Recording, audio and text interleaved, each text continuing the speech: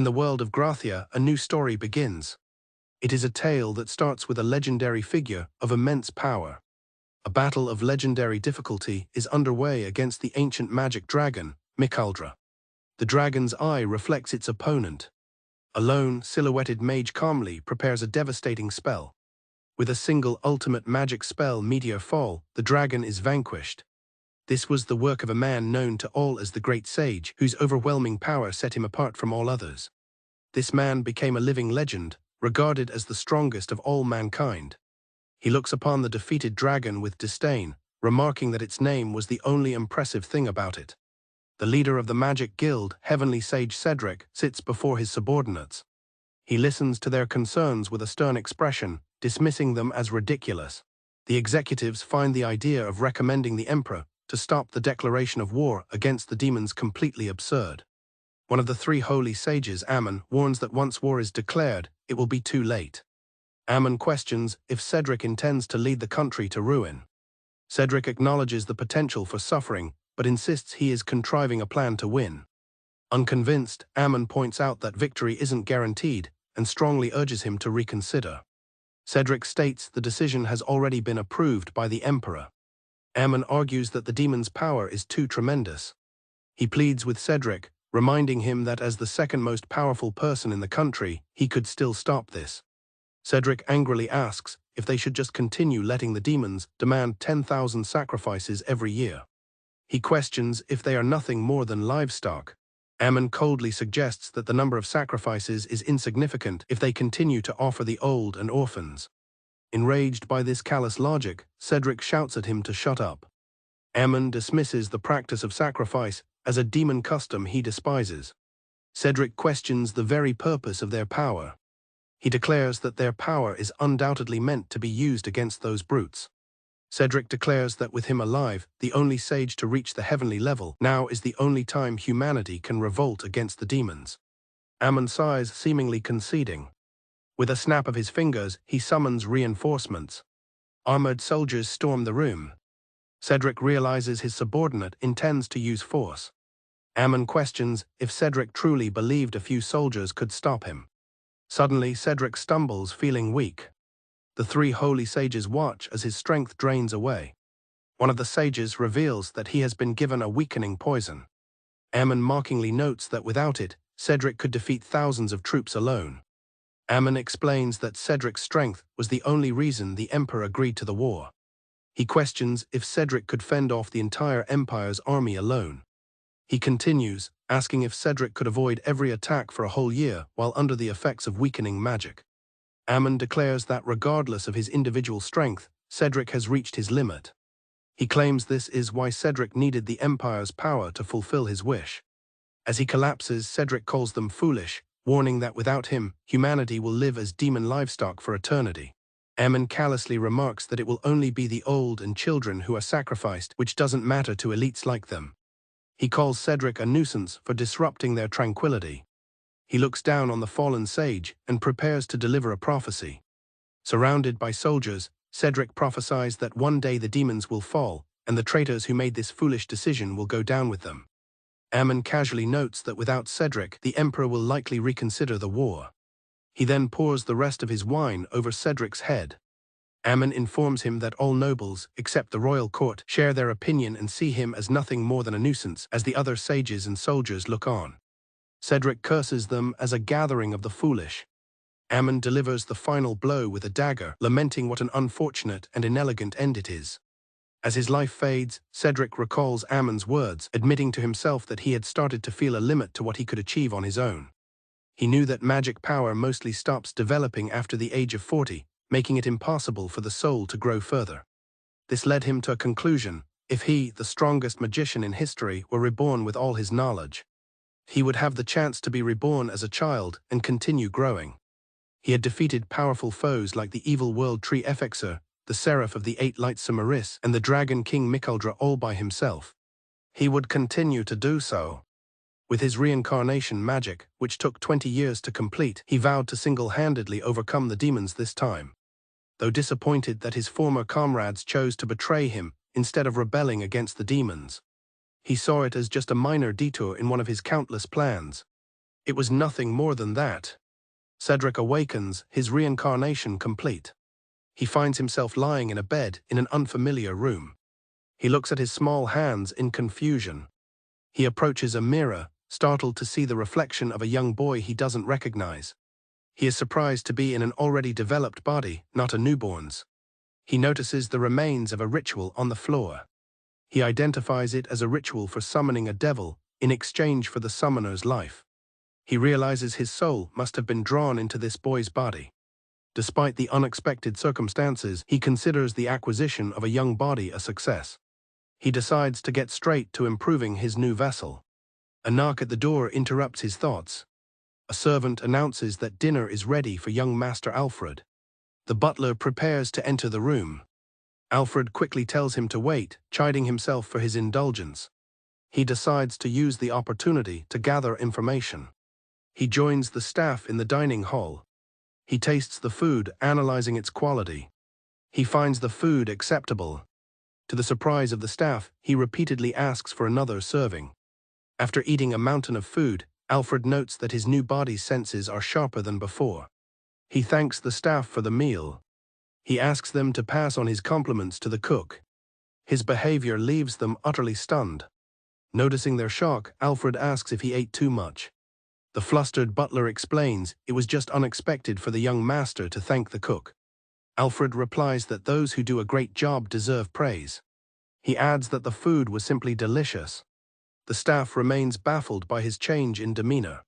The butler, having tasted the food himself, realizes it wasn't particularly special. Alfred's praise, therefore, seems genuine and not based on superior taste. The butler reminds Alfred that he must return to school tomorrow after a 2-week absence. This fact comes as a complete shock to Alfred. The butler explains that as the child of his master's previous wife, continuing to skip school could lead to disinheritance. Alfred realizes the household has some issues. The butler is surprised by his quick agreement. Alfred agrees to return to school and allows the butler to accompany him. He reflects that having no memories of this life is certainly inconvenient. He decides to access the body's latent memories. To do so, he applies sleep and memory assistance magic to himself. A memory floods his mind, being tripped at school. His fellow students mock his pained scream. They had turned on him upon learning he was the disfavored son of a previous wife whom his father ignored. The memories reveal the bully's reasoning. Since he had no talent for magic, his father would abandon him, so he had to pay back their initial kindness. Alfred realizes the original boy was tormented simply because they made assumptions based on his name. The memory ends with him being punched for being annoying. The bullies called him an irritating toy. When the original Alfred retorted, the bully turned the insult back on him. The main bully declared he was lucky to have found a sandbag that doesn't resist, a perfect way to relieve stress. The original Alfred, beaten on the ground, thought their behavior was absurd. He desperately called for his teacher. The teacher arrived only to deliver a message from his father, Lord Algren. The message stated that from now on, everything depended on Alfred's performance. The teacher relayed his father's words: a student should be evaluated on marks alone, with no more special treatment. Alfred protested that the bullying wasn't related to schoolwork. The teacher coldly told him everything now depended on his ability alone. As the teacher turned to leave, Alfred pleaded for him to wait. The teacher then addressed the bullies. He mildly stated that as a teacher, he found their behavior not very nice. The bullies simply grinned in response. This token gesture left Alfred completely confused. The lead bully laughed, explaining that the teacher couldn't truly help because it would put him in a bad social position. He cruelly spelled it out for Alfred. He was nothing more than a sandbag with no way of resisting. The realization dawned on Alfred. Desperate, Alfred looked to the other students, begging someone to speak up. He realized everyone, even the teachers, had become completely unreasonable. He looked to his friends for help. His last hope was a boy named Charles. He pleaded with Charles, his best friend since childhood, to see how strange the situation was. Charles revealed he had only been Alfred's friend because he was from a lower noble house and couldn't refuse the duty, but he had always disliked him. Charles declared that he was now released from that duty and free to interact with Alfred as he truly wished. Alfred was left in stunned silence. With a final, crushing farewell, Charles hoped they would never meet again. The other students laughed as he walked away. Charles commented on how vicious it was to be abandoned without even a punch. He claimed that he and the others had more honest personalities. They decided to attack Alfred head-on. The memories showed the brutal beating that followed. The boys relentlessly kicked and punched him. The torment continued with laughter and mockery. One of the bullies pointed to dog feces and ordered Alfred to go and get it. Alfred refused, crying that he couldn't touch it with his bare hands. The bullies laughed as Alfred complied, calling him an idiot. The leader then came up with a new nice idea. Alfred pleaded with them. The bully ordered the terrified Alfred to open his mouth. This final, unbearable humiliation was what drove the young boy crazy. He became obsessed with the ritual for summoning a devil. He was willing to give his own life in return for fulfilling his last wish. His wish was to get revenge. Having seen the full extent of the boy's suffering, the reincarnated Cedric makes a decision. He will become the devil that grants his wish. Arriving at the school, he tells his butler he has done enough and can leave. The butler worries about Alfred's friends at school. Alfred tells him he could try to handle it. He assures the butler there is no need to worry. He then heads into the school grounds. Alfred notes to himself that it seems some people were genuinely worried after all. He spots two boys waiting for him on the steps. One of them greets him mockingly. Alfred looks at them with a cold, steady gaze. One of the boys immediately starts harassing him for a silver coin, claiming they were worried. The other chides him for jumping ahead, worried Alfred might stop coming to school again. The first bully then ups the demand to a gold coin. One of the bullies remarks that they should take advantage of the situation before Alfred's father cuts off his money. Internally, Alfred notes that he hasn't seen all of the original boy's memories yet. He finds the idea of a brawl boring and starts to walk away. One of the bullies grabs him, demanding he not ignore them. Alfred calmly asks if they want to end up like last time. He states he doesn't want to waste time getting rough, but will take them on if they wish. The bully, enraged by the big talk from someone who can't use magic, throws a punch. His friend tries to stop him, but it's too late. The other bully tries to stop him, reminding him of the controversy they caused last time by damaging school equipment. But the aggressor doesn't care, believing a simple beating won't cause trouble. Alfred agrees to go with them. They decide to take him somewhere more secluded. Now undisturbed, the bullies prepare to continue their harassment. Alfred sighs, stating that tyrannizing the weak to relieve stress is not his style. He declares their actions are absolutely not elegant. The bully is confused by his choice of words. The bully furiously asks if Alfred has gone crazy and attacks. Alfred remains perfectly calm. He dodges the incoming punch with minimal movement. The bully is shocked as Alfred effortlessly catches his fist. Alfred internally declares the initialization and execution of his attack. From Alfred's perspective, the world around him slows to a crawl. His opponents appear frozen in time. He delivers a single, powerful blow. The force of the punch sends the bully flying backwards. He crashes into the school wall with enough power to shatter the brickwork. The remaining bully stares in utter disbelief. Alfred calmly adjusts his sleeve, preparing to explain his actions. This, he thinks to himself, is what you would call an elegant attack, instilling fear through overwhelming power. Alfred muses to himself that this is what an elegant attack truly is. The remaining bully can only stare in confusion, unable to comprehend what just happened. The bully demands to know what Alfred did, accusing him of using a magic item. Alfred coolly replies that he has no need for such things, as he has his own honed black magic at his disposal. The statement leaves the bully utterly dumbfounded. Alfred internally scoffs at the boy, who is deemed a talentless failure despite being born into a prestigious family. Enraged by Alfred's claims of having honed magic, the bully lunges forward. He is effortlessly struck down. The second bully collapses. Alfred decides against making a scene, realizing he needs to understand the circumstances of his new body. He kneels down to attend to his fallen opponents. With a touch, he uses magic to mend the wall and heal the students' injuries. While he can't alter their memories, he knows the sheer shock of the event will be enough to discredit them. He is confident no one will take them seriously, at least for now. Alfred walks away, leaving the two bullies behind. One of the boys awakens in a daze, wondering what just happened. He checks himself, surprised to find he isn't hurt anywhere. His companion is equally confused, recalling being sent crashing into the wall. One suggests that Alfred, being from an elite family, might have used an illusion-type artifact on them. They convince themselves that a small fry like him couldn't possibly be that strong. Furious, the bully vows that Alfred will pay for this. Alfred walks through the school halls, noting that the original boy's memories are slowly synchronizing with his own. As he tries to find his classroom, a voice calls out to him. It's the teacher who abandoned him before. The teacher smugly informs Alfred that he's been transferred to Class 3. He warns Alfred not to expect his father's protection anymore. He then gives him directions to his new classroom on the second floor. The teacher adds that this is the last time he'll be so kind. Alfred offers a polite yet chilling thank you. As Alfred walks away, the teacher scoffs at the sight of a high noble falling to the status of a slave. He finds the situation laughable as he watches Alfred approach the classroom. As Alfred approaches the stairs, he hears a commotion. A crowd of students comes rushing down, shoving past each other. In the chaos, a girl with long hair is knocked over and collides with him. The girl recognizes him as the truant. She expresses that she was worried sick. He might have done something drastic since he never showed up to class. Flustered, she tells him to hurry up and pulls him along by the hand. Alfred stops her, asking who she is. She introduces herself as the class president, clarifying that it's the president of the slave class.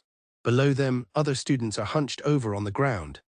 Alfred asks what they are doing, and the class president explains they are picking up pebbles. She urges him to join them. She explains that they must clear the area for the first-class students' magic training to prevent them from getting injured. Realizing Alfred is unaware, she begins to explain the school's new system. She details how the student body is divided into 3 classes, with the third class being for commoners and fallen nobles. She adds that performance is now also judged on a point system, and failure to earn enough points can lead to expulsion. She explains the system is meant to promote hard work, allowing even commoners to climb to a better class. Activities like serving nobles, carrying their belongings, and even picking up pebbles earn them points. Alfred realizes why the bullies were so brazen. The class president declares her resolve, stating she won't give up and will do whatever it takes to climb to the higher classes. She wants to prove that even a commoner can become a magician of the empire. Her inspiration is the recently deceased Mr. Cedric, whom she hopes to emulate. The girl suddenly panics, realizing the students from the higher classes are about to arrive. She looks around and is shocked to see that all the pebbles are gone. Unseen by her, Alfred had used his magic to disintegrate the pebbles. A group of first-class students arrives, led by an arrogant blonde boy who loudly complains about the stench of commoners. The other nobles are surprised to see a noble like Alfred among the commoners. Charles, his former friend, mockingly explains Alfred's situation, abandoned by his father, stripped of his title, and sent to the class of failures. He calls Alfred a pitiful lost cause. The blonde leader dismisses the third-class students, telling them they can just watch the lesson. He taunts them to observe how far out of their league the first-class students are. He and the others then begin their magic practice. The first-class students practice their magic. Charles berates a third-class student for taking too long to bring him a bottle of water. The humiliation continues as Charles forces one student to wipe his sweat. He then orders another to hold a heavy box of equipment. Alfred watches the disgusting behavior. His patience is wearing thin. Watching the scene unfold, Alfred observes the disgusting behavior of the upperclassmen. He realizes that in this system, he and his classmates are not just treated like slaves. They truly are slaves. Alfred points out to the class president that at this rate, the third-class students will have no time for their own lessons. She agrees, explaining they have no time to earn points and study. With tears in her eyes, she resigns herself to their fate, saying it's fine because they're just slaves. Alfred muses on the system's true nature, a structure masquerading as a meritocracy. The class president asks what's wrong, unnerved by his intensity. In reality, it's a discriminatory system that deprives students of the chance to learn. Alfred declares that the system is crooked to its very core. Suddenly, Leon trips, scraping his knee. He furiously yells that someone forgot to pick up a pebble. He orders the third-class students over. He tells them to know their place and not cause trouble. Alfred calmly steps forward. Before Alfred can speak, the class president steps in, claiming she was the one who cleaned that spot. Leon erupts in anger, pointing to his bloody knee and demanding how she'll take responsibility. He calls her a liar. The girl frantically tries to defend herself, insisting she didn't leave a single pebble and that it's impossible to get injured like that from one. Leon sneers, dismissing her as a lowly slave and telling her not to get ideas just because she has a pretty face. Enraged, Leon raises his hand to strike her. The girl flinches, bracing for the impact. But before his hand can connect, Alfred steps in, grabbing Leon's wrist and stopping the attack with an intense glare. Leon is stunned that Alfred blocked his punch. Furious, he declares that Alfred will now become his punching bag instead of the girl. Alfred calmly holds his ground, protecting the class president. With a smirk, Alfred prepares for the attack. He easily catches Leon's punch, stopping him cold. The class president rushes to Alfred's side, asking if he's okay. He reassures her that he's fine, having already set up a magical barrier. Leon, however, is pleased, claiming that getting punched works in his favor. Leon reveals that the person promoting this system is the same culprit who harassed Alfred and that the system was made specifically for him. Alfred connects the dots, asking if Leon's group was responsible for the attack on him. Leon cryptically mentions the round table of the 10 Blades. Leon elaborates that the 10 Blades are a meritocratic organization under the Emperor's direct command, and the entire purpose of the school is to produce the next generation for this group.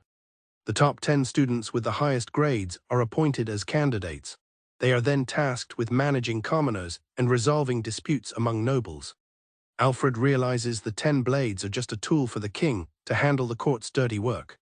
He notes how freely Leon is sharing this information.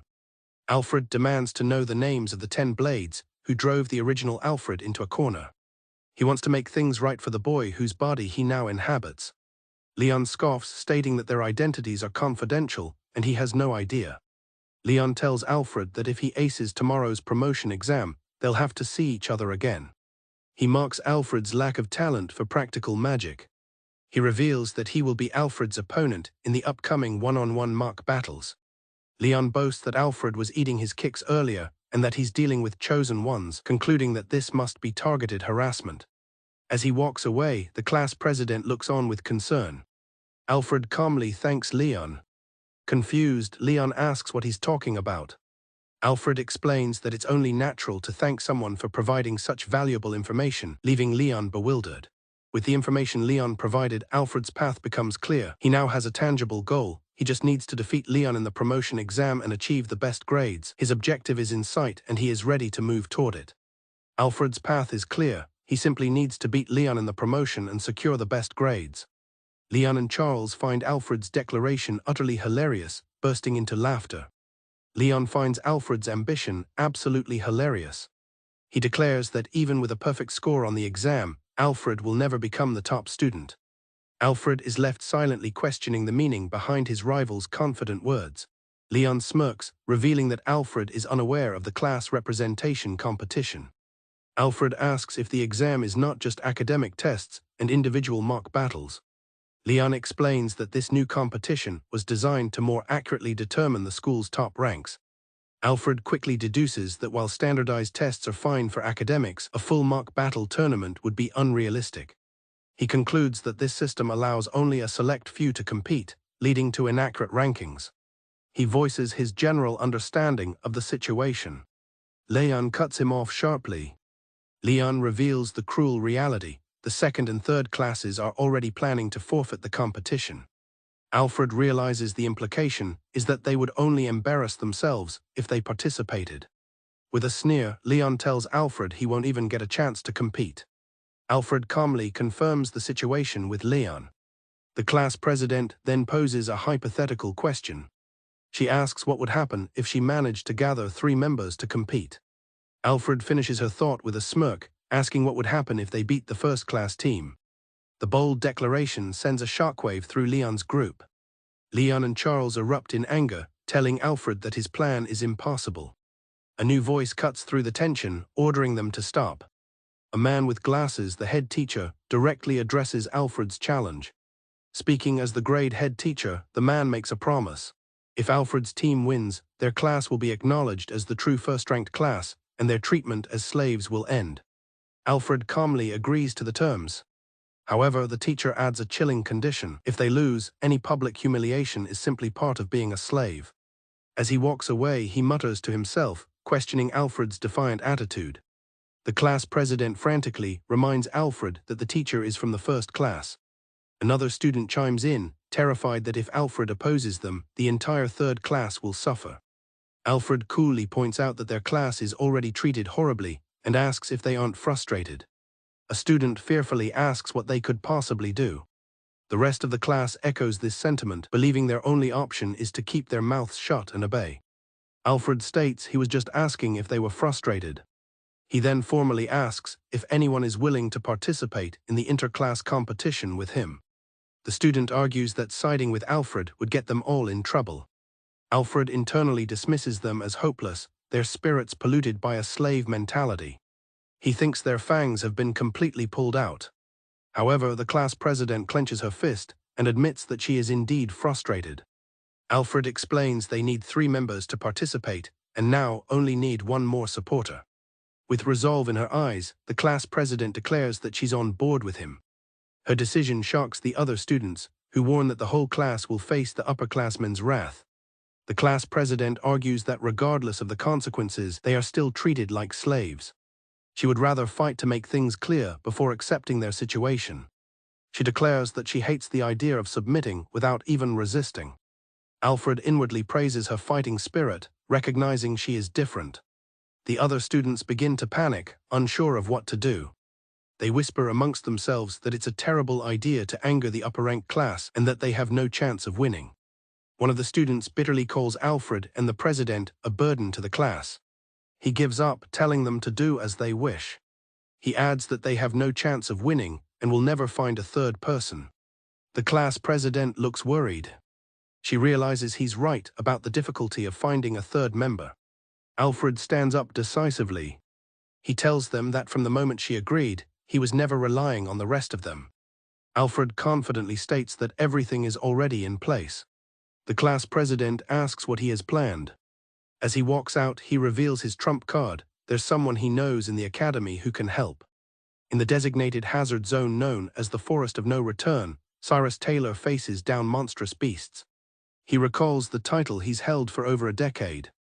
The greatest genius the Magic Institute has ever seen. His prodigious talent allowed him to skip grades in elementary school and graduate from the Magic Institute's middle school by age 12. Feeling no need for further study, he bypassed high school and went straight to the doors of the Magic Guild. After being shown the way, he entered a large hall. He was determined to reach the apex of magicians as quickly as possible. A man with his back turned addressed him by name, announcing that his entrance exam was about to begin. Young Cyrus was filled with confidence, certain he would one day reign at the top of the magic world. But the man standing before him for the guild entrance exam was none other than the heavenly great sage, Cedric. Without hesitation, Cyrus unleashed a powerful spell. He cast a grade 3 stone missile. He knew his opponent was the great sage and expected him to nullify such a basic spell with ease. That was all within his expectations. He believed that the moment Cedric nullified the spell, an opening would appear. His aim from the very beginning was to become known as the kid who beat the guild master at 12 years old. He would become a legend. As the stone missile hurtled towards Cedric, the great sage simply raised his hand to meet it. Cyrus watched, confused, as Cedric's hand met the spell head-on. His chance vanished in an instant. To his utter disbelief, Cedric hadn't used any magic. He had crushed the stone missile with his bare hand. Cyrus realized he had underestimated the guild master. Cedric declared the exam concluded. His verdict, Cyrus's admission, was denied. The boy could only react with stunned disbelief. Cedric explained that the Magic Guild undertakes real combat commissions, and in his current state, Cyrus wouldn't survive. Cyrus protested, arguing his abilities were sufficient and that he only failed because his opponent was the great sage himself. Cedric clarified the rejection wasn't a comment on his talent, telling him the doors would be open once he graduated from the Magic Institute. Cyrus desperately pleaded that there was nothing left for him to learn at the Institute. Angered by his arrogance, Cedric called him a conceited brat. He then unleashed an incredible amount of mana, shocking the young prodigy. Cedric revealed that this was the mana he had kept contained during their fight, using it merely to strengthen his body.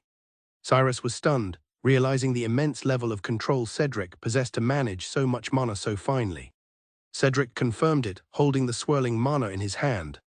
Cedric explained that this level of mana control requires immense concentration, a fundamental skill.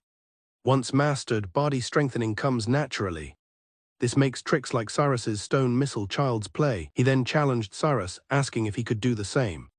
Cyrus could only admit that he couldn't.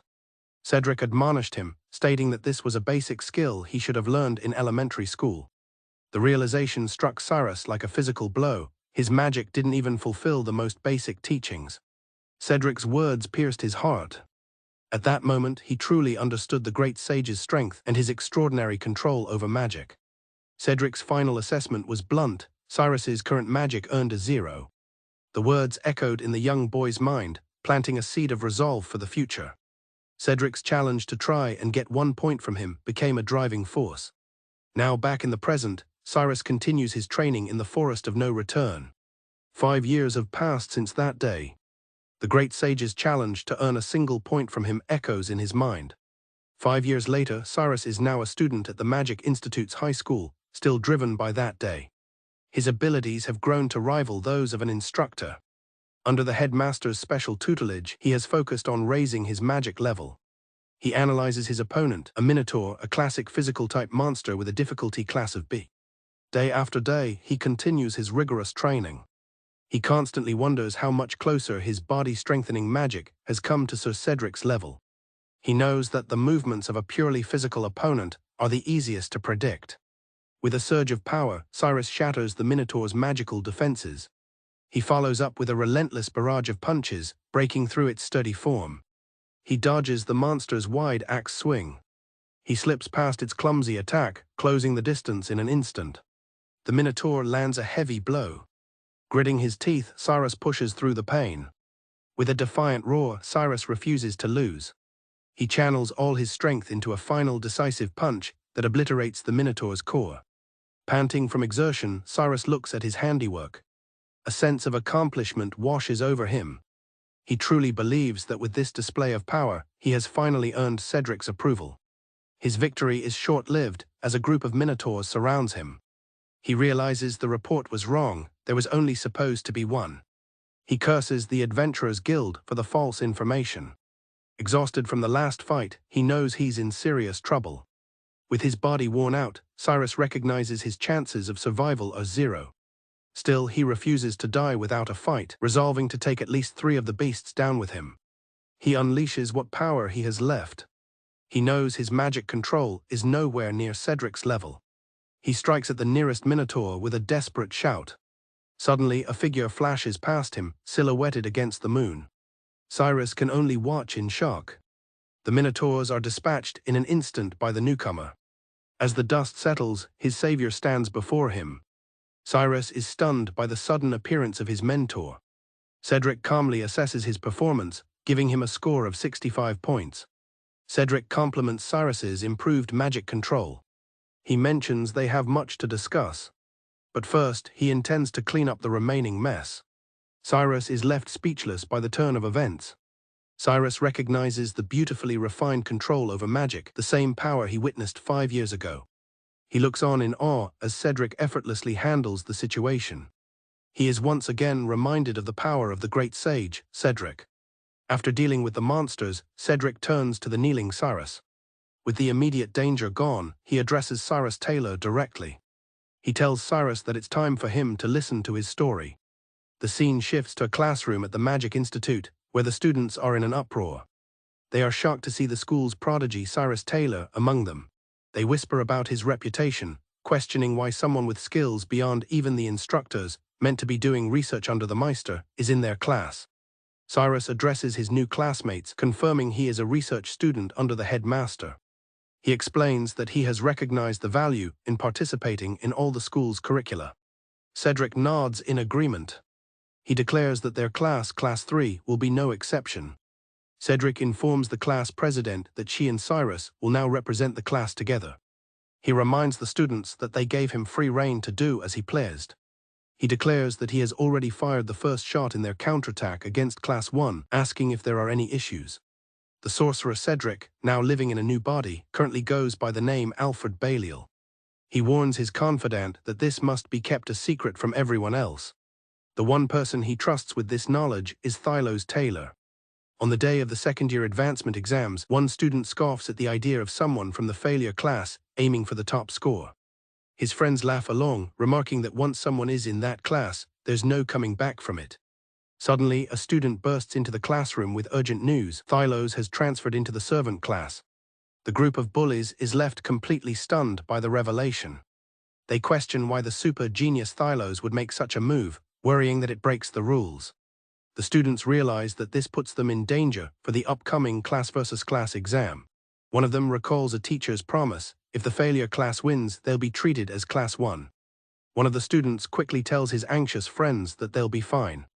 He reasons that while Thylos is a genius, his two new teammates are nothing but trash. Realizing this, the leader of the group sneers, confident they could never lose to them.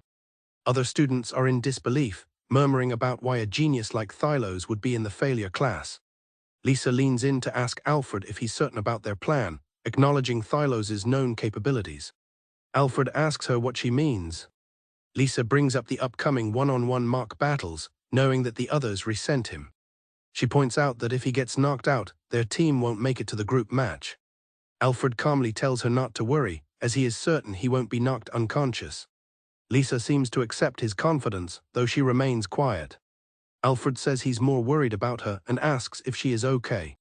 Startled, Lisa realizes he's talking about the scholastic exam, and Thylos tells her to give it her all.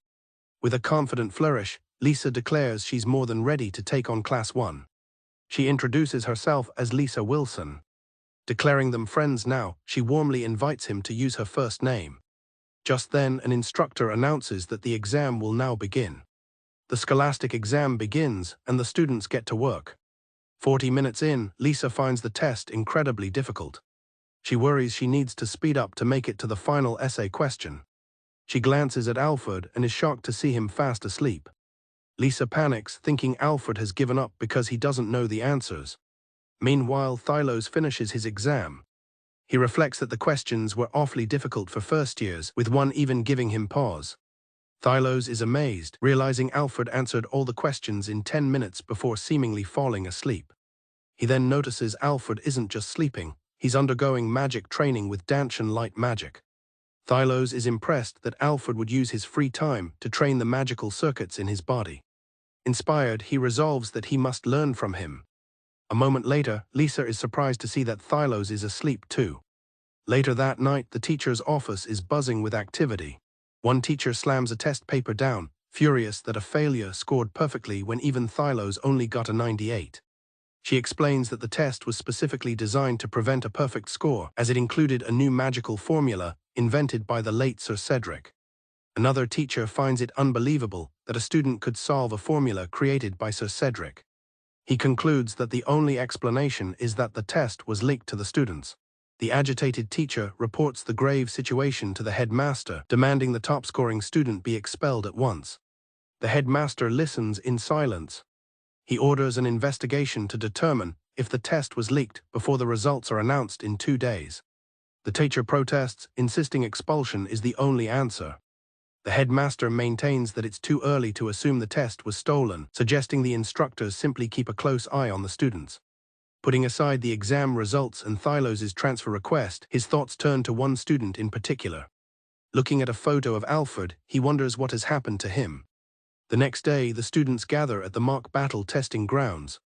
Thylos greets Alfred, remarking that he looks well and that he thought he would have skipped the battle out of fear. Another student taunts Alfred, saying he would have been happier if he had just stayed away. The supervising teacher declares that anyone who tries to cheat will face judgment. With tensions high, the one-on-one mock battle exam began. The supervising teacher confronts Alfred Baliol, calling him a horrible person. Alfred calmly asks for an explanation. The teacher reveals it is because Alfred scored perfectly on the recent exam. Another student is shocked, exclaiming how difficult the test was and questioning how Alfred could have achieved a perfect score. The teacher accuses Alfred of using some sort of trickery. He is convinced Alfred stole the answer sheet and cannot overlook such an action.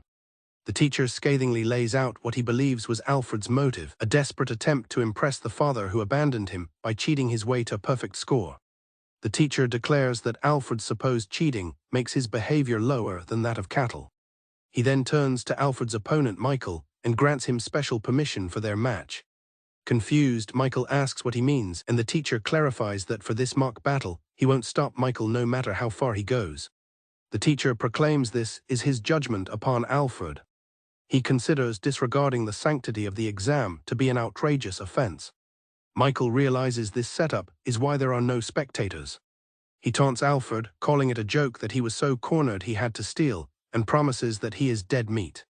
The teacher smirks, satisfied that he has the school's blessing for this arrangement. Michael reminds Alfred of all the times he has been beaten in the past, boasting that he was the one who did it most. He declares that this time, he intends to beat Alfred until he passes out. Alfred calmly accepts the challenge, promising to make Michael eat his words in the exact manner he described. Michael bursts out laughing, thinking Alfred has finally gone insane. The teacher agrees, remarking on Alfred's declined mental state and offering a sliver of sympathy, though he adds that he still won't be forgiven. The teacher cuts the chatter short, declaring it is time to begin. He orders the two students to take their positions behind their starting lines. As Michael gets ready, he vows to beat Alfred until he's unrecognizable. The teacher officially begins the mock battle exam, and Alfred calmly states that he is not worried. Michael rushes forward, promising to crush Alfred with lightning-fast blows. Unimpressed, Alfred sighs at his opponent's lack of elegance. He decides one hand should be enough to handle the attack. However, Michael is suddenly shocked to find his own body has stopped responding. Michael successfully grabs Alfred. He flips him over, threatening to smash his head in and warning him not to cry if he ends up dead. As he brings him down, Alfred calmly prepares to cast a fifth-tier magic spell. Alfred casts Iron Protection, absorbing the impact as his head is slammed into the ground. Michael catches his breath, confident the blow should have knocked him out for sure. He is stunned to see Alfred getting back up, apparently unharmed. Michael stares in disbelief, realizing Alfred is completely unscathed. He leaps forward again, determined to turn him into a punching bag. Alfred watches him approach, wondering why this is happening. He realizes his own body is refusing to obey his commands. A strange paralysis takes hold as Michael's punches rain down. Memories of the body's previous owner surface, begging for the beating to stop. Michael relentlessly pummels him. Alfred now understands this vessel suffered immense physical pain at Michael's hands, and the trauma is now resurfacing. Alfred understands that his body's response is fear that has been etched into it. His hand trembles uncontrollably. He realizes this is what Lisa was worried about. Michael taunts him, telling him not to worry because he knows the blows don't actually hurt. He decides he will absolve his new body of all its resentment. Addressing the lingering trauma, Alfred commands his trembling fist to cease its shaking this instant. Michael is shocked as Alfred effortlessly stops his punch. Having endured the body's trauma, Alfred now addresses Michael directly. He tells the young man he has done well to endure this far, before landing a powerful blow. With his fist connecting solidly with Michael's face, Alfred tells his body's former spirit to leave the rest to him. In a flash, an image appears of a woman fiercely punching the supervising teacher. The brutal assault continues as Alfred slams Michael into the ground with overwhelming force. Michael is left shattered and broken on the arena floor. Alfred stands over his defeated opponent. Lying twitching on the ground, Michael realizes with horror that he cannot move. Alfred calmly recalls his opponent's earlier threat to beat him until he passed out. His body is racked with a burning pain as he wonders what is happening. Paralyzed, Michael asks in terror if Alfred intends to keep attacking him while he is helpless. Alfred confirms that since the match has not been officially ended, he cannot stop his assault. The supervising teacher watches in terror, trembling in his seat. Alfred announces it is time for the finishing blow. He grabs Michael by the collar. Michael can only beg for him to stop. Ignoring his pleas, Alfred slams Michael back into the ground with a final, devastating impact. The attack caused a catastrophic internal injury, shattering Michael's bones. Michael lies unconscious on the ground, his eyes rolled back. Alfred observes that his last attack inflicted no external trauma. The trauma was inflicted directly upon Michael's internal magic circuits, which flow from the spine. Alfred reveals he has utterly annihilated that flow, eternally robbing Michael of his magical talents with a skill so advanced that most of the Emperor's own sorcerers cannot acquire it. Alfred reminds the unconscious Michael that he comes from a famous household of sorcerer warriors. He tells him it's time to learn how he'll be treated in a household where one must perform magic. He coldly calls it a terrible fate for those who live in a meritocracy. Especially now that he has fallen from grace, his magical talents gone forever. The next day, students chatter as they look at the exam results. Thylos is completely bewildered by the turn of events. Another student finds it understandable that Thylos scored a 98. But he cannot fathom how Alfred managed to get a perfect score. One of Thylos's friends nervously explains that after the mock battle, Michael was rushed to a medical facility in the royal capital. The news sends Thylos reeling, and he demands to know what is going on. Alfred watches the confused group from a distance. He thinks to himself that they don't understand what's happening, and that there's no need for them to know. He reflects that as a great sage, he normally wouldn't need to stand out, but he made a vow to the body's original owner. He swore to make them all pay for their sins. He concludes that until his revenge is finished, they will be seeing much more of him. As Alfred walks away, he wonders who will be the next to fall. His former tormentors are left staring after him in fear and confusion.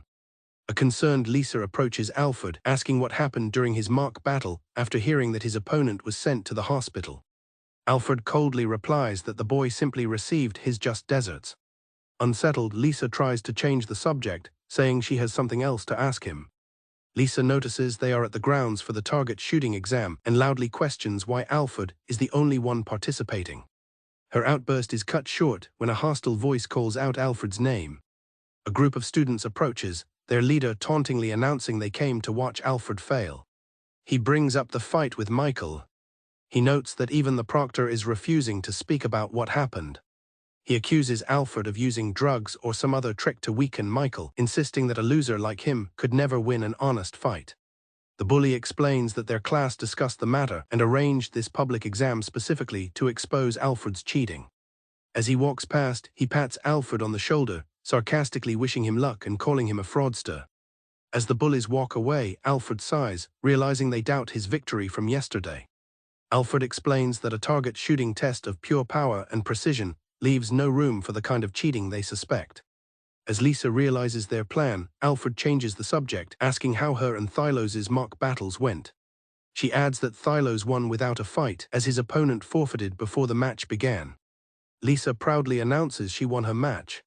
Feeling her contribution was minor, she apologizes, stating she won't be much help in the upcoming class versus class battle. Alfred tells her not to apologize.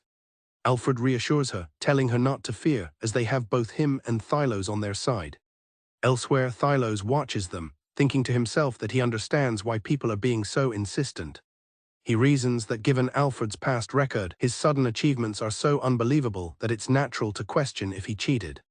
Despite this, Thylos feels there's something special about Alfred.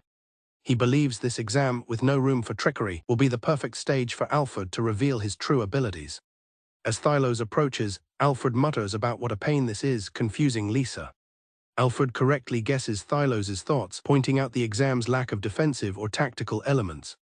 Thylos agrees, admitting he was roped into participating. Alfred asks what he means by that. Thylos explains that the headmaster himself ordered him to demonstrate his skills before Alfred's turn. The demonstration is to be done in front of everyone. The intention is for him to showcase his overwhelming power, thereby subjecting the supposedly inferior Alfred to public humiliation when he inevitably fails to measure up. Alfred finds this interesting, remarking that it's the best possible stage for Thylos. He asks if he's going to witness an excellent performance. Thylos smirks, calling Alfred a naughty young man as an announcement declares the start of the exam. Stepping forward, Thylos comments on the twisted nature of being asked to destroy the thick wall at the end of the range in front of so many people. Lisa is confused, reminding him that he's supposed to aim for the targets. Thylos acknowledges this, clarifying that he has a different intention. The bullies in the crowd cheer, excited that they get to see Thylos show off in addition to watching Alfred be humiliated. They eagerly anticipate the demonstration of the overwhelming skill gap between the two. Thylos, however, thinks to himself that he won't be the one showing off here. Thylos's eyes glow with power as he prepares to cast a spell. He unleashes a fearsome 7th-tier magic, a powerful Drago explosion. The spell erupts in a massive, swirling vortex of destructive energy, blasting towards its target. The force of the explosion throws the onlookers back, one of the bullies shouting that this is Thylos's true power. The crowd is stunned, believing that there is no way anyone could possibly beat him. A student stares in awe at the lingering energy of the spell, unable to believe Thylos is capable of such high-level magic. Another student points out that this level of power is comparable to that of a teacher, or even beyond. The crowd reacts to the complete destruction of the reinforced target, shouting that the skill was far too powerful for an exam. Unfazed, Alfred announces that it is his turn. He looks towards the target area, confirming his objective. One of the bullies expresses pity for Alfred, calling him a loser. The blonde-haired bully sneers, telling Alfred to attempt a simple fireball after the grand display from Thylos. The crowd snickers at the taunt, their disdain for Alfred clear. He states he has had enough of their scornful looks. With an intense look, he declares his intention to give them something to see. The proctor jumps to his feet, shocked by the massive amount of magic Alfred is gathering. Alfred calmly identifies his cast as extreme-tier magic. With a determined gaze, Alfred unleashes his power, casting the spell, Meteo Fall. The blonde bully looks to the sky, confused that nothing seems to be happening. He begins to mock Alfred, wondering if he failed to cast even a basic spell. His mockery turns to laughter as he begins to insult him. The bully's expressions shift from mockery to shock. A torrent of fiery meteors rains down from the sky. The meteors crash into the testing grounds, striking the target with overwhelming and destructive force. The shockwave from the impact devastates the area. The proctor is left speechless, unable to comprehend the display of power. The blonde bully is hysterical, screaming that it cannot be real. Looking over the smoldering crater where the target once stood, Alfred feigns innocence with a smirk, asking what all the commotion is about. Lisa watches on, unable to believe how talented Alfred truly is. Thylos compliments Alfred on his excellent magic control, and Alfred asks if he noticed his technique. Thylos admits he never knew one could control the power of that spell so precisely. Alfred explains that if he had not held back, the spell would have annihilated everything. Lisa is shocked by their conversation, wondering what they are discussing. Thylos stares at the destruction, realizing in awe that Alfred can cast 8th-tier magic. The proctor notes that even at reduced power, the spell's destructive force was immense, rivaling his own at his peak. The blonde bully, still in denial, demands to know what trick Alfred used. His friend tries to call it cheating, but remembers this exam was supposed to be trick-proof. The proctor questions if this was truly Alfred's power, finding it impossible to believe for a supposed dropout. The bullies decide to question Michael at the hospital, believing he must know something. The blonde bully furiously vows to expose Alfred, whom he is certain is a fraud. In a quiet, empty hallway of the medical magic clinic, the silence is about to be broken. A young man's eyes snap open with a sudden jolt. Michael awakens in a hospital bed, wondering where he is. He recognizes his surroundings as a hospital and questions how he arrived. The memory of the exam floods back to him, the moment he was attacked and defeated. He sits up abruptly, the realization hitting him with full force. The humiliation of his defeat consumes him, enraged that a member of a famous magical household could be treated this way. He rips the IV from his arm, vowing that he won't let his attacker get away with it. He resolves to use his father's influence to have his opponent driven out of the academy and eliminated. As he moves, a sudden sharp pain stings his body. The door opens and his attendant, Amelia, rushes in, calling out his name. She and a doctor enter, relieved to see that Michael has finally awakened. Michael smirks, seeing their arrival as perfect timing. Michael tells the doctor he was just about to go seek revenge, but the pain is too much, and he demands to be cured. The doctor calmly tells him that he cannot heal him. He adds that Michael should be grateful, he can even stand right now. Michael is taken aback by his audacity. Ignoring the doctor, Michael declares that he's leaving and again demands to be healed. The doctor simply tells him to look at his own legs. As he tries to walk, his legs tremble uncontrollably, and the doctor asks if he really plans to walk on them. The memory of the attack flashes in his mind. The doctor explains that his injury will take about 6 months to heal, and Amelia tries to reassure him that he can live a normal life. Michael erupts in fury, shouting that he is going to get his revenge regardless. Amelia steps forward, telling the young master that they cannot allow him to leave. Michael threatens them, warning that if they get in his way, they'll be the next patients. Seeing their resolve, he decides to force his way out with magic. He prepares to cast a second-tier spell, Ice Needle. But nothing happens, his spell fails to manifest. He looks on in confusion. The doctor delivers the devastating diagnosis. His spine, the source of his magic, has suffered irreversible damage with a terrifying and unprecedented level of precision. The doctor looks at him with a grave expression and tells Michael that he will never be able to cast magic again for as long as he lives. The words hang in the air as Michael's world shatters. Amelia explains that since their household's livelihood depends on magic, his condition cannot be overlooked. His father has stripped him of his title as heir and withdrawn him from the academy. He is no longer part of their world. For the sake of the family's honor, Amelia informs him of his final fate. He is to leave the manor and never return. The weight of his new reality crashes down on him. His magic, his title, his family, all gone. He turns on the doctor, screaming for him to heal him this instant. Michael lunges forward, grabbing the doctor by his coat and demanding he fix him. He violently shakes him, demanding he give him back his life. His mind completely unravels from the shock. Suddenly, an excruciating pain shoots through his back, feeling as if his spine is splitting in two. The doctor realizes the anesthesia has worn off as Michael collapses, screaming at the injustice of his suffering. Just then, his friends arrive at the hospital, drawn by the noise. They stop dead in the hallway, shocked by what they've just overheard. Amelia quickly turns and tells them to step back as Michael continues to scream in agony. The blonde bully can only stare, wondering what could have possibly happened here. The bully has a terrifying realization about the person responsible for this. He concludes that it's like a devil has come to exact revenge upon them. The blonde bully trembles, believing a devil has come to exact revenge on them. Charles observes the grim scene, noting that Alfred isn't showing any mercy. He remarks that the situation has gone south very quickly as his friends express surprise at his arrival. The blonde student panics, realizing Alfred will use the upcoming grade promotion exams to send them all to the hospital. His friend questions how Alfred suddenly became so powerful. Charles reveals that Alfred is from a line of legendary sorcerers. He speculates that Alfred either concealed his power or the blood of another race has awakened within him. The idea of an awakening shocks them, though one friend recalls learning about something called atavism in class. Charles gives an example, the Magic Guild's vice commander, who is said to have mixed human and dragon god blood. He adds that the dragon god's blood awakened within them very suddenly. Another friend finds it unbelievable that Alfred would be the one person in the kingdom to experience such a rare phenomenon. Regardless of the reason, they all agree that Alfred is now incredibly strong, and they must devise a plan quickly or they will be in danger. The blonde student assumes Alfred won't attack them when their guard is down.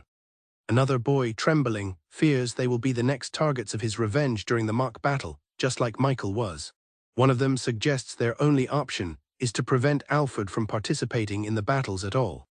The blonde student agrees, stating he has an idea in mind and doesn't care how it's done. He smirks, boasting about his father's identity. He reveals his father is a key member of the Emperor's intelligence agency, known as the Venomous Viper Den. Charles understands the implication, and the blonde student confirms that his father has significant influence with the Assassin's Guild. In another location, a man asks an assassin if they can eliminate a sorcerer who can use 8th-tier magic. An agent from the guild tells the young master that it's almost unthinkable for a student to possess such power. He explains that such an individual would be on par with the royal court's imperial sorcerers, making the task difficult. The boy angrily retorts that he knows the guild used to take assassination requests for the royal court. The agent sternly cautions the young master against making such careless remarks. The agent explains that as scoundrels, they cannot logically win against those who operate in a world decided by strength. The young master despairs, thinking this means even the assassins can't do anything to stop Alfred. With a sly smile, the agent suggests they move on to discussing his reward for a successful mission. The boy is shocked, reminding the agent he just said it couldn't be done. The agent clarifies that a direct, honest confrontation would fail.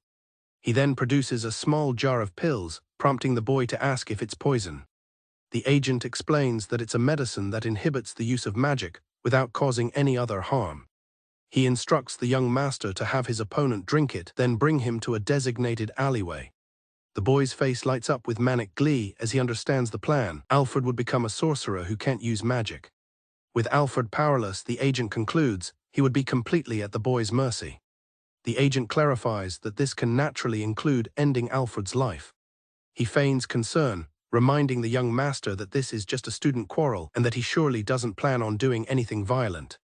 In response, the boy dumps a bag of gold coins onto the table. He asks if the amount will be enough. The agent confirms that 50 gold coins will suffice. The boy proudly explains that the money is from items he stole from his own manor's storehouse. He boasts that he did it all himself. He adds that the theft caused a huge uproar at the time. He laughs maniacally, revealing that because he is the firstborn son, no one suspected him. Instead, a servant was falsely accused and sent to the guillotine, and he cackles at the memory of the servant's pitiful face. The agent calmly states that he understands what kind of person the young master is and revises the fee down to 25 coins. The agent calls the reduced fee an upfront investment, predicting that the boy will become their greatest client once he is head of the Skimlet household. With a cruel smile, the boy agrees to the deal. Internally, he celebrates, finally seeing a path to killing Alfred. Elise watches in disbelief as Alfred consumes a mountain of food, shocked that despite his insane appetite, his table manners remain impeccable. Deciding to ignore the spectacle, she turns away. Having finally finished, Alfred sits contentedly between two massive stacks of plates and considers getting a coffee. Just then, a voice calls his name. Charles approaches Alfred's table, announcing he has something to discuss. Uninterested, Alfred tells him to go away during his personal tea time. Charles insists, placing a cup of coffee before him as a peace offering. He explains that he wants to talk about everything that has happened and apologize for his actions.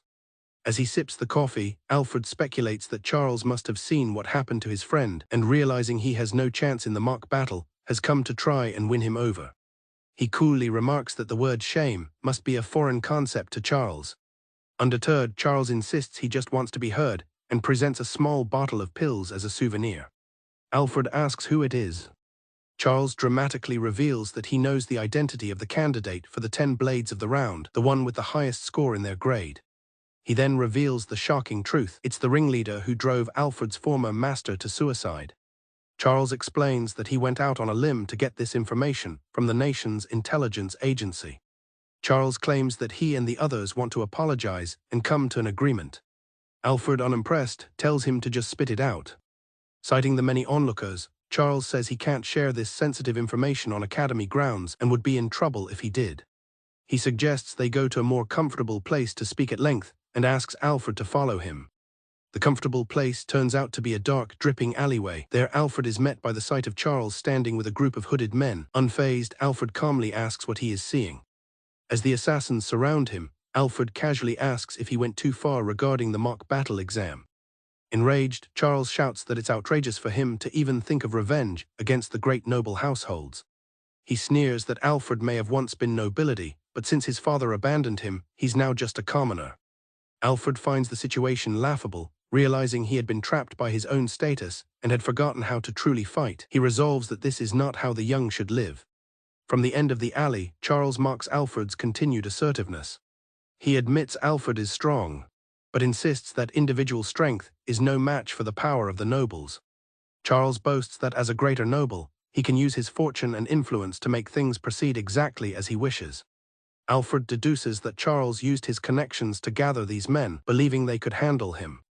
Charles corrects him, admitting he knows they are no match for Alfred. Instead, he points to a different advantage, reminding Alfred of the coffee he drank, which had something interesting lurking in it. Alfred calmly asks if Charles was about to tell him he can't use magic in his current state. Charles is left stunned. Alfred explains that he has terrible memories of being poisoned and won't make the same mistake again. He reveals he can easily nullify such a weak poison, and furthermore, he knew these men were from the Assassin's Guild, as he had felt their gazes on him outside the academy that morning. The realization dawns on Charles. Alfred knew it was a trap, drank the poison, and followed him nonchalantly anyway. Alfred confirms this, stating that of course he knew because he recognized the theme. When a confused Charles asks what theme he means, Alfred explains it's a situation where he would not be able to use magic. Alfred elaborates, explaining that the theme requires him to resort to bare-handed combat to eliminate a band of down-and-outs. With a confident smirk, he declares it's a perfect theme for a little post-meal exercise. In a panic, Charles screams for the assassins to attack. One of them lunges at Alfred with a knife. But Alfred effortlessly dodges the blow. Before the assassin can react, Alfred grabs his knife hand, and in one fluid motion, uses the man's own body to slam him into another oncoming attacker. With an intense gaze, Alfred braces for the fight, thinking to himself that he's counting on his opponents to be stronger than the food coma that should be setting in. With a calm smile, Alfred swiftly dispatches the assassins, dodging their attacks and using their own momentum against them. He grabs one attacker's arm and effortlessly throws him to the ground. The man hits the stone floor with a heavy thud. Another assassin tries to attack from behind with a knife, but Alfred pivots, slamming him down as well. He grabs the man's face, neutralizing the threat. With a final powerful throw, the last of the assassins is sent flying. The man cries out in pain as he crashes to the ground. Charles stares in disbelief, surrounded by his defeated men. He can't comprehend how a human unable to use magic could so easily overwhelm members of the Assassin's Guild. Alfred calmly explains that he is well versed in Eastern martial arts, techniques so godlike they pair perfectly with masterclass power. Noting that Charles is the only one left standing, Alfred readies himself. He lands a swift blow, sending Charles reeling. He's glad he had the chance to nullify the poison and use his physical buffing skills, calling it a satisfying post-meal exercise. As Charles stammers out a plea for forgiveness, Alfred strikes him again with a brutal punch to the gut. The force of the blow sends Charles staggering backward, his body contorting from the impact. Charles screams in agony, seeing Alfred's foot connecting with him again. Alfred doesn't let up, delivering a relentless series of attacks that keep Charles airborne and unable to recover. Charles is pummeled from all sides, completely disoriented. He stumbles, unable to find his footing. Alfred lands another vicious punch to his face. Charles wonders what is happening. Trapped in the flurry of blows, Charles cries out that he can't even fall to the ground. Seeing his opponent's state, Alfred calmly decides it's about time to grant him a pardon. His eyes swirl as he finally begins to lose consciousness. Believing the ordeal is over, Charles feels a sense of relief as he stumbles. He thinks he finally gets to fall down. But before he can hit the ground, Alfred catches him and casts a healing spell. Charles is bewildered, asking why he's being healed. Alfred explains it was because he was on the verge of passing out, which only confuses Charles more. He clarifies that while his revenge for the academy bullying is over, they haven't even begun to settle the matter of Charles attempting to have him killed. Alfred pulls Charles close, telling him to come. With a cold, determined look, he declares that the curtain is now rising on Act 2. He stands over the defeated men, calmly stating that this should suffice as a post-meal exercise. Alfred looks down on the twitching form of Chad, remarking that a simple punch was enough to finish him and that he lacks any elegance. He casts a 10th-tier teleportation spell, vanishing from the scene. He declares that taking out the trash isn't done until it's all burned to ashes. He arrives at a secluded, well-appointed building. Alfred notes that it's been a while since he visited his personal hideout, ready to proceed with his plan. Alfred recalls that his assailants belonged to the Blacksnake Venom Assassin's Guild. The book contains detailed documents outlining the guild's illegal activities, from drug sales to assassination contracts. He believes the circumstantial evidence is perfect. Though the data might be dated, he knows this information, which he assembled in a past life, is exactly what he needs. Alfred is confident the man he has chosen will act swiftly and without mistakes. He decides to entrust the documents to one of the few judiciaries he can trust within the Rotten Royal Court. His confidence stems from the belief that the man he is thinking of is elegant. A few days pass. At the guild's headquarters, Chad's father slams his fist on a table, promising to pay any price for revenge. An injured Chad, enraged, screams for Alfred's head. He demands that Alfred be flayed, boiled, and made to suffer every pain imaginable before being killed. Chad's father demands to know what is going on. An underling bursts into the room in a panic, urging his master to run from a raid.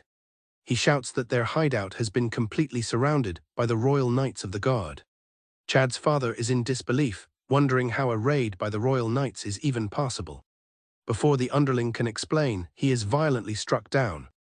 A man in a trench coat steps into the room, stating that he has no interest in introducing himself to Vermin. However, he concedes that his position requires him to do so. The man introduces himself as Theodore, the head of the Royal Knights. In response, Chad's father feigns innocence, asking what brings them to his humble grocery business. Theodore is unconvinced, questioning why a simple grocery store would need such thick defenses. He informs them that they received an anonymous report and are now searching the entire building. Chad's father begins to sweat. He wonders how the information was leaked, but tries to remain calm, believing there is no evidence in the room. He reassures himself that all the incriminating evidence is hidden underground. His relief is shattered when Theodore calmly suggests they start by having him show them his hidden underground rooms. The guild master realizes with a shudder that Theodore already knows everything. Resigned to his fate, the father tells his son that it's over. He accepts that he will likely face a cruel death for his actions. He then adds that Chad is finished as well. Confused, Chad protests, shouting that he is the firstborn of the powerful Skimlet household. He arrogantly declares that not even the head of the Royal Knights should be able to lay a finger on him. Theodore acknowledges the Skimlet household is a big name. Chad presses his advantage, telling Theodore to act as if he was never there to avoid trouble with his father. Theodore agrees that arresting his father would require difficult political maneuvering in the royal court.